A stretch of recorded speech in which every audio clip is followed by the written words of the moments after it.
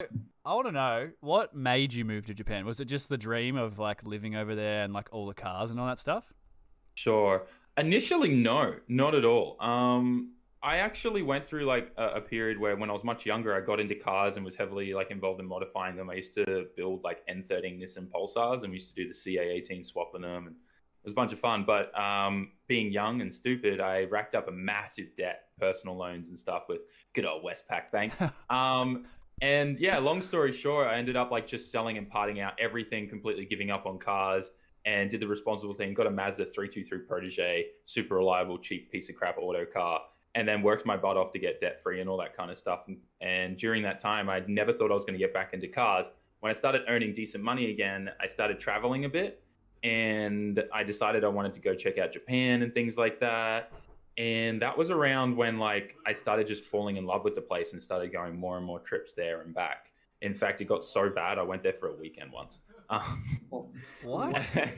At some point, I was like, maybe it would Wow. make more sense for me to live here, and Yeah. started kind of playing with the idea. And around that time was when I also had bought like a 34 Skyline back in Australia and started kind of getting back into the car scene.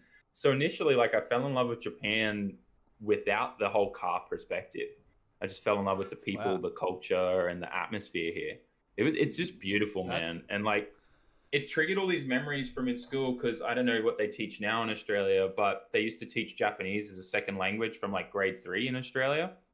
And I learned Japanese from then, and I like got it was the only class I got A pluses in. So I really like completely forgotten about that, and then remembered it all when I started traveling here. So it was like this whole like nostalgic kind of feeling. Wow, Mm.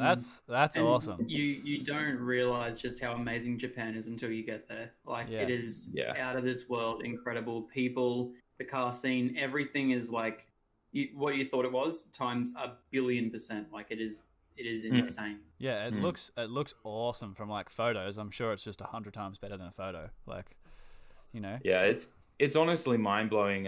One thing I do want to add is obviously like it's not always just like Christmas, happy sunshine For and sure. rainbows and stuff. There are definitely some hurdles. There are some bad people here and stuff like that. But if we're speaking generally, then yeah, it's like yeah, Yeah. it's good.